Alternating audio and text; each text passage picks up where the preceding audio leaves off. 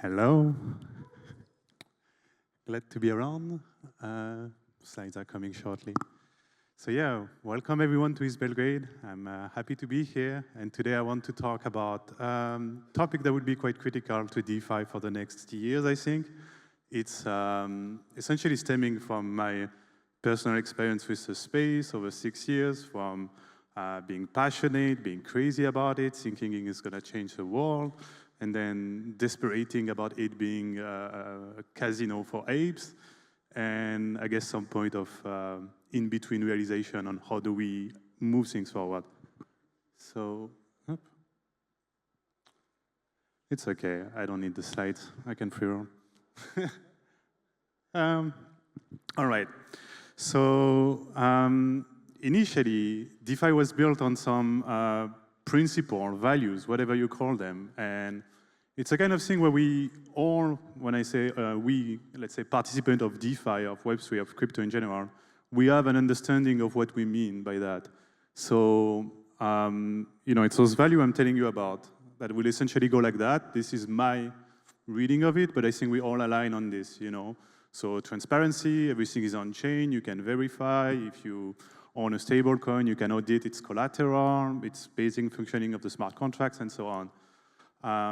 Another simple idea, like resilience. You want system, protocol that can resist all kinds of attack.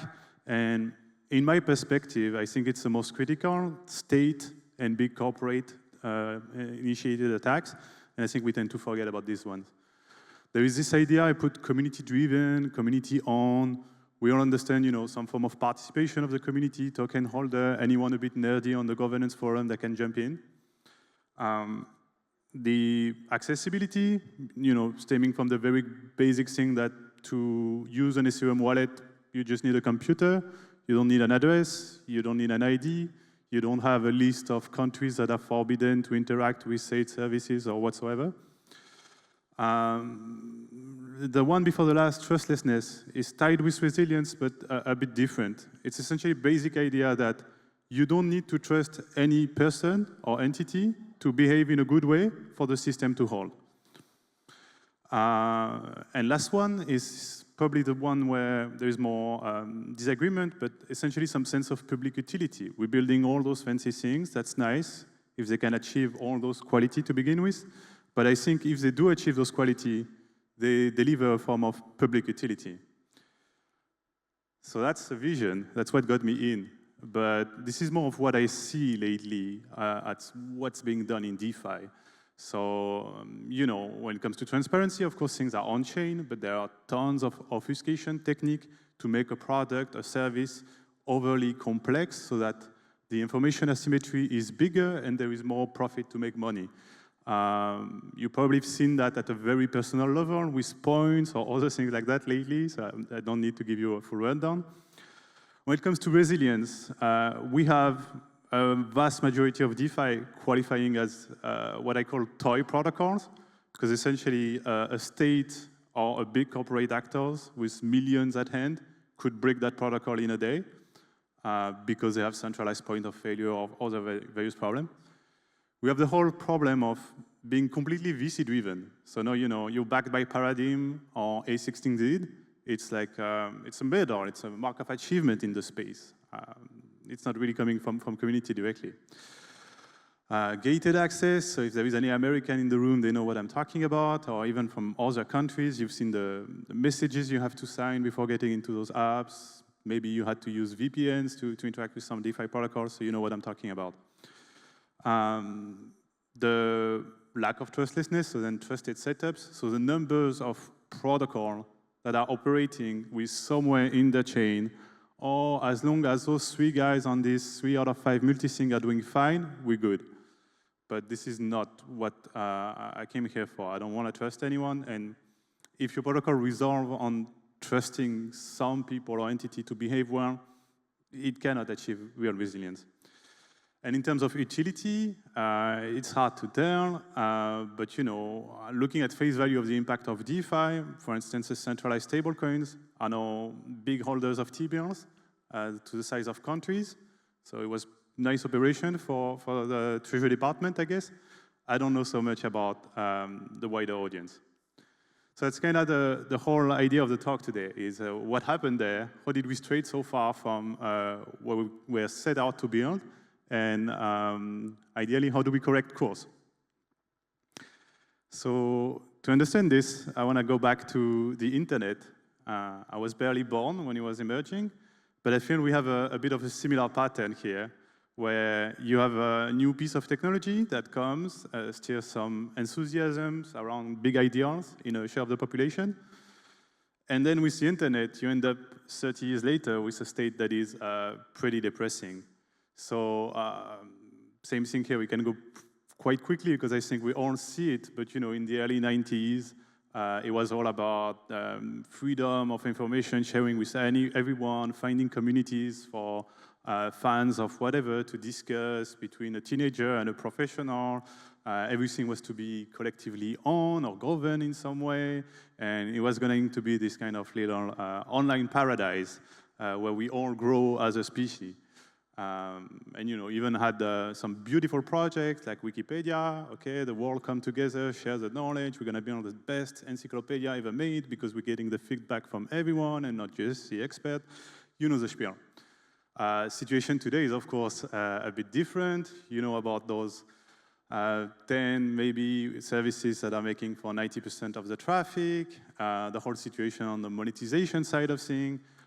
Even this word that came to describe the reality of internet, the ancientification, essentially how everything is turning to lowest quality and maximum profit for the investor. And in the case of Wikipedia even, you have a situation where the website, I mean, it's a long story here too, but essentially there is a foundation maintaining the website. The foundation is collecting tons in donations every year, using these tons of donation to do all kinds of random things. Very few are directly related to improving Wikipedia as a website. So yeah, everything is kind of going out of the road, out of the plan. And then the question becomes, how do we avoid something similar for Web3? How do we learn from the Web2 mistakes, essentially? And I think one thing important here is this question of commons. So this little meme is well known for any open source developer, where you will have the situation where a whole subset of the industry is using some piece of code from a random guy in Utah that got maybe $1,000 of donation over the last 10 years, and is still maintaining the thing. So essentially, it highlights the problem there was in Web 2, where the commons, the piece of software or goods that were used by everyone, are poorly maintained. The good news is, in Web 3, we have tools to exchange value natively. So at the technical level, it's a problem we can solve. But it's more than a technical problem. It's really, and I'm going to say a big word, but it's essentially a political problem, a question of which kind of world we want to build and where do we allocate resources to obtain which outcome. So this is inherently political. And I think this is essentially the big reason as to why we were able to already stray so far from the target, because we refuse to acknowledge this political dimension in any conception of DeFi, crypto, whatever. So yeah, that's my perspective on why commons are needed. Is essentially we face some, let's say, societal to the DeFi scope level problem. So problems of education, of aggressive regulatory bodies, of communicating about risk, about all kinds of common shared problems that are not specific to a protocol. Now those problems, they're not lucrative to solve. So your beloved VCs that are the pinnacle of achievement, they don't care about spending €1 on a topic like educating the crowd about the risk of various stablecoin model. There is no money to be made here, or at least directly. And the last thing is, so VCs are not going to do it, so it's up to us to do it. But it doesn't mean we have to do it all little soldier on the side. We can create structure to answer those programs collectively. And this is where my notion of the DeFi equivalent of public institutions come from. So yeah, that's essentially the core vision here, is think about all the situations that are not a direct profit to solve. So you cannot expect some team to raise money or some VC to fund some team which is raising money to solve that problem. You need to address it in a more direct manner. organized to solve it as an industry. So now there are some good news for those institutions. Is they have tons of fancy tech to harness to do much better than what we know equivalent, be it public institution or even association. So of course, the whole accounting expense operation can be on chain, and it offers a new level of unprecedented level of transparency, of auditability for anyone that is just curious about this structure or maybe supporting them with donations or whatsoever. The mission of public interest, I think I expanded quite a bit on that, but think of all those tasks, and we're going to go into some examples that are simply of no interest to a profit-driven actor to solve. And this sense of collective ownership, community-driven, whatever the form it takes, but essentially anyone can become involved with such structures. So to think about this, I think this example is quite interesting. You'll understand me better. So there's a question of stablecoin, a bit of a pet peeve topic of mine for those who listen to some other talks. But essentially, there's a big question of evaluating the risk of stablecoins. It's a complex topic at the crossroad of several expertise, technical, economic, game theory, and a few others. And so it's complex. It's critical because, as you know, stablecoins are integrated everywhere across DeFi. So if you have a big new stablecoin coming up, it will get listed on Avi, on other big platforms eventually. So there is a question of the chain of consequences if there is a problem. The other, and probably the biggest problem here, is the question of the mismatch of incentives. So meaning, the stablecoin developer will want to minimize the risk perceived on his stablecoin.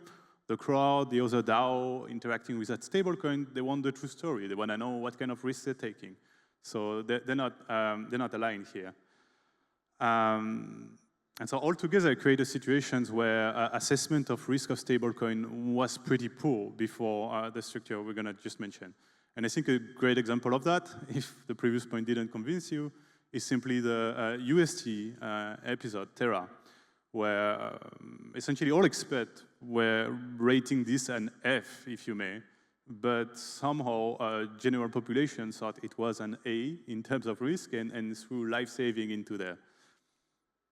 So shortly after Terra, actually, there is an institution that appeared, that emerged, Blue Chip, which is essentially the first stablecoin rating agency, and a good embodiment of this vision for a public institution in DeFi. So the way it works is they established a framework to evaluate the economic sturdiness of stablecoins. They're funded by donations, a non-profit entity, and they simply go at it and review stablecoins. So it will look like that. Yeah, it's a bit small on the screen, but essentially every stablecoin is evaluated across those 6 dimensions, ends up with a letter. There is detail of the report for every stablecoin, so you can know precisely what is the problem here, why is it a B, why is it a D, or so on. And it's also starting to be used in other apps. So you can imagine, a wallet or a product to earn yield could feature those ratings on stablecoins next to the yield opportunities to help people better decide what they want. So you have a little matrix for each coin. I probably don't have time to go into too much detail. Check it out if you're interested, bluechip.org.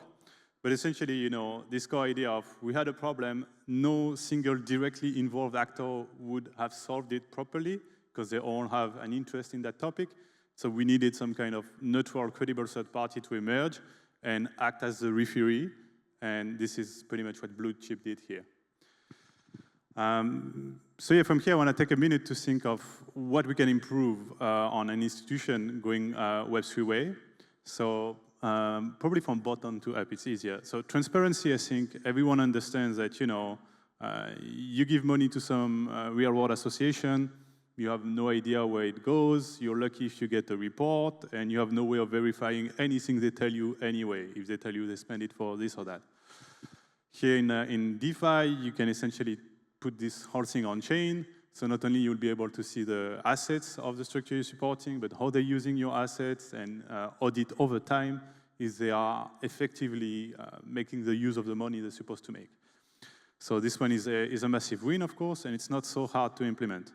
There is a question of ownership, so it's a bit more specific depending on the structure, but essentially, you know, mixing what we have on-chain, DAOs or whatsoever, and the structure available in the real world, you can create something adapted to the situation.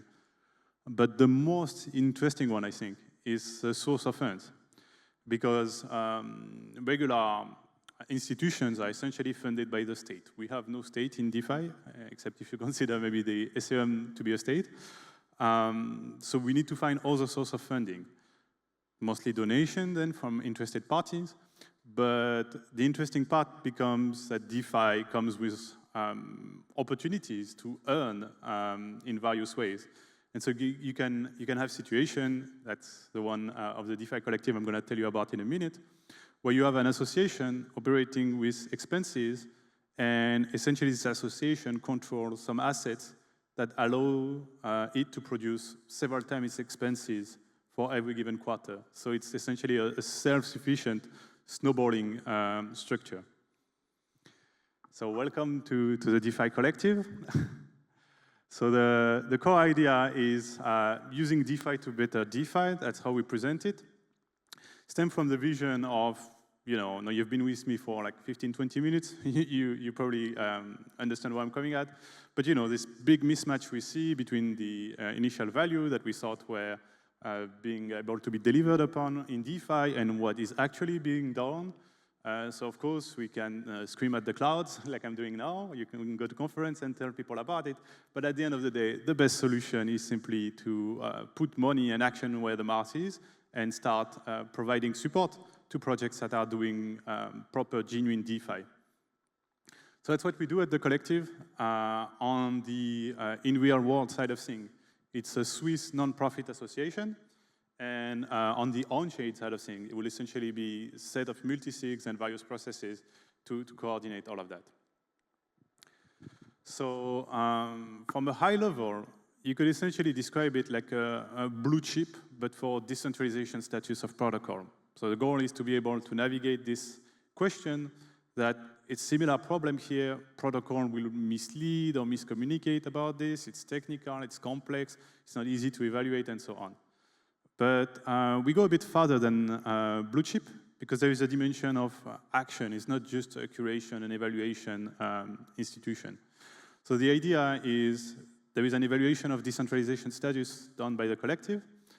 Collective control its own assets that are used in an opinionated manner in DeFi, so deployed in those genuine DeFi protocols. That's the first way of supporting them, helping them grow. And as the collective is doing so, it's generating revenues, allowing it to cover its expenses and also gather a surplus that can then be snowballed essentially into this capital deployed to support those genuine DeFi projects. So the question of assessing a decentralization status is pretty much a topic of a talk on its own. But I'll try to give you some quick pointers. So it's essentially done on a spectrum going from what we call genuine DeFi to on-chain CeFi. And obviously what will make you a protocol move from one or the other end of that spectrum is the centralization vectors and actors that have control, governance system. It's a very wide framework. Yeah, it's too small for you to read. But essentially, it's looking at several levels, at the settlement layer, at the asset layer, the protocol layer, and the interface layer to evaluate here all the centralization points and attack vector, and from here, get a sense of how actually decentralized the protocol is. The goal of this is for the collective to be able to identify those genuine DeFi protocols and then provide them with support. So the way it works, on top of the structure that I described you, we have essentially those policy documents that are a bit like the interface between the off-chain structure, the association, and the on-chain structure. So they cornerstone documents. They kind of define processes of the collective and how we operate. So you can have a look if you want, give the page on the bottom. But essentially, every critical activity of the collective is framed thanks to those documents. So for instance, in the treasury management policies, how we focus our capital on the most resilient protocols, and we have responsible risk management practices and so on. Yeah, I don't know if you can see, sorry. So essentially, I just wanted to show you, and that's the funny side of this story is, remember how I told you these topics, these challenges, they're not profitable to address, so VCs don't come at them. Well, with the collective, we found a situation where there is profit to be made addressing those issues, and the profit can be further compounded into the cause. So this is just financial for the first quarter of this year, and essentially, collective was able to generate about 172K of revenue, and after the expense, so the net earning over 130K. So it means adding a bit north of 40K a month in this treasury to be used to support early protocols, help them with their liquidity or whatever is needed early on. So yeah, it's like a snowballing support for those DeFi, genuinely DeFi protocols. So those includes protocols like Pool Together, Liquidity, Cat in the Box, Possum Labs. Of course, we have still limited resources, so we kind of focus them on where we can have most impact. This is just to show you also a revenue source. Essentially how it works. I don't know how long I have. Okay, I'll give you in 1 minute. It's a good DeFi crash course. So the way it works is the DeFi collective is owning sizable amounts of what we call liquidity driving tokens. So those are tokens locked, but that allows you to direct emissions to various liquidity pools. So they're very useful for projects looking to grow liquidity for their own tokens usually. Us at the collective, we don't have our own token, but we are looking to help those projects I just mentioned, the Possum, the Cat in the Box, the Pool, the Liquidity, and so on, grow liquidity on their token. So this is what we use our liquidity driving assets for. As we do so, it generates some fees and bribe revenue, and this is part of what allows the collective to grow and cover its expenses.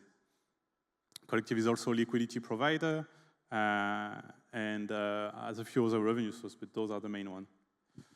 So yeah, too small of a screen, but I just wanted to show you the whole structure that we mapped recently. I gave you more of a focus on the bottom right part, which is essentially the on-chain operations, the treasury management. But the idea is really to cover a full scope, going from technical consideration on protocol, legal, and help them in all these kinds of ways. Really, at the end of the day, it's a bit like to decentralize a protocol, there is a lot of things that are required to happen. And it's often a bit of magic thinking, where we're like, oh, we need some people to run bots to arb on this thing. It's okay, people are gonna do it. Or we need people to host front end. Or we're gonna have a nerd in the middle of Texas who wants to do this on his free time. You can see the thing, the pattern. Problem is, there is not that many little nerds in the middle of Texas looking to spend an afternoon to spin up an alternative front end to their favorite protocol. So you need essentially a team to do all this little work of decentralization, and this is what we see the collective doing in the long term. We're doing it already at the liquidity level, and we're looking to expand in other areas. So we are 7 in total now. Just wanted to give you a quick overview of the team. But essentially a structure with board members, so from the behavioral logic of it, the association side, which each coming with its own expertise. So myself for the DeFi, Niels for technical topic, and Florian on legal, which is also a big deal for us. And then we're setting up progressively those teams to tackle key topics of importance for the collective. So the first one was the treasury management, and we recently hired marketing, and we have a whole ecosystem, we call it, which is essentially making sure we are working with various layer 2s or whatever relevant partners to help scale the mission of the collective upward. So over the next few months, Collective has been launched since October, and we have quite a few exciting things coming out. The main one, probably in your interest, if you resonated with what I said today, was those guidelines that I mentioned to assess the protocol. We're putting them into practice. We're reviewing more protocols. And so you're going to be able to use the collective essentially as a way to navigate decentralization level of protocols already, maybe guide how you view DeFi, what you decide to do with your assets, hopefully so. It's your call, of course.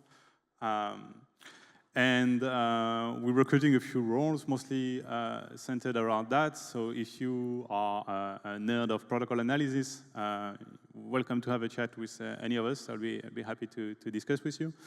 And we're also looking to beef up at marketing. So if you have the vibe of a perfect reply guy, always on theme, hit me up too. So yeah, goal of today was really to tell you about this situation that we have in DeFi, and really I hope that you will share my understanding of these needs for whatever you call them. Maybe you don't like the word institution, but think about all those topics that cannot and will not be solved by a private individual or VC investing in something to make a profit out of it. Because there are so many of those themes, and essentially the current state of the space is just reflecting that 100% of the projects, or almost, are for-profit companies. And so what do you expect out of them? They're not going to give you free candies. They are making what they need to do to make a profit and a return for their investors, and sometimes even failing at doing so. So yeah, that's it for me. If you have some questions, maybe we have some time. I don't know. Else I'll be around.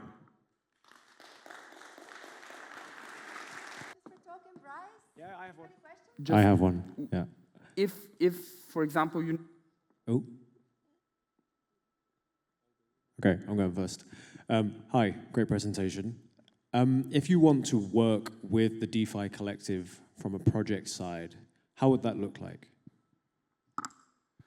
Yeah, so it's, I think a good start would be to check those protocol guidelines I showed you and kind of self-review a protocol against it, get a sense of are you matching those guidelines or not. If you do not, it's simply likely going to be impossible. If you do, then it's a question of looking for ways where we can actually help the project grow. We have a bit of, how to say that? We look at the impact more than what we would like to do, essentially, because we're a young association, we have to demonstrate the viability of the concept. And so there are some protocols that will match our guidelines, but that we do not support simply because we will not be able to impact them sizably. So to give you a concrete example, picture Uniswap, like what, 3-4 billions of TVL, I don't know how many billions of volume daily. The collective is not going to be able to do much to help them grow further, even if Uniswap is a proper, original cyberpunk DeFi protocol in the way it works. Trustless, immutable, nobody can prevent you from accessing Uniswap. It will run as long as the network synchronized. So it's everything we like to see, but it's doing fine on its own. So we're more focusing on projects that are still small in size and will gain from having this extra support and awareness. So that's why we've been working with Pull Together and Possum Lab. It's kind of like the two smaller projects we put the focus on recently, because they are the size where we can effectively impact them on their growth and make a difference there.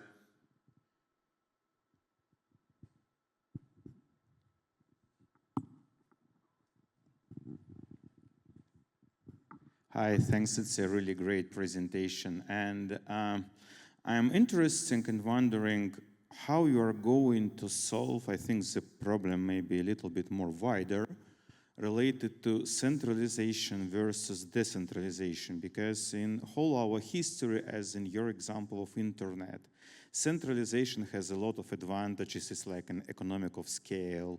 It's great to work on only one project than on multiple of them in terms of efforts and so on. And in society, we have like an anti-monopoly committee to break these things. So there is no economic things which could protect in real life from this part together, join each company to build a huge monopoly like Google or Apple or everything. How to make this thing sustainable? Because in your way, you really still based, it would be enough enthusiasts to continue, but of course it's more and more we are going and become more developed infrastructure, it would be not enough. And we can add up with internet, as you mentioned. Is there any sustainable things which could be, I don't know, at least profitable or provide some additional features which could not be achieved through the centralization to make decentralization sexy back? Yeah, you touch on a lot of points here. I think the key thing is it's not just a technical question. And this is sometimes where we fail to see the situation. You know, we think that we add more features to this DEX or whatever, and it's going to flip Binance. But really what I see with those institutions is you have tons of critical topics that are not solved just with whatever piece of code, even if it's fabulous code written by expert. There are some things that are more to the level of how projects are funded, or on the level of curations, or lobbying for topics related to law and so on. And all those topics, we cannot let them just solve themselves, because they won't, or if they do, they will be essentially handled by a large private actor that will steer towards its own benefit instead of a form of collective benefit. So it's a bit of what we need now is like a form of self-actualization of the power of DeFi as an entity, essentially. And to manifest its power, to implement it, it needs those institutions to relay the vision in several topics, but it's kind of connecting everything, like the question of why do we have the Beat Boy and the other similar fashion of influencers being the biggest one, being essentially kind of the advocates, the main thing people see from the outside when they think of crypto. Because same here, nobody invested with a mission of educating on DeFi. All the educators we have are essentially for-profit ventures, and they're acting in their own best interest, but not necessarily in the interest of DeFi as a coalition or whatever you want to call this. We have time for one question. No more questions. All right, thank you everyone. I'll be around anyway if you have more questions.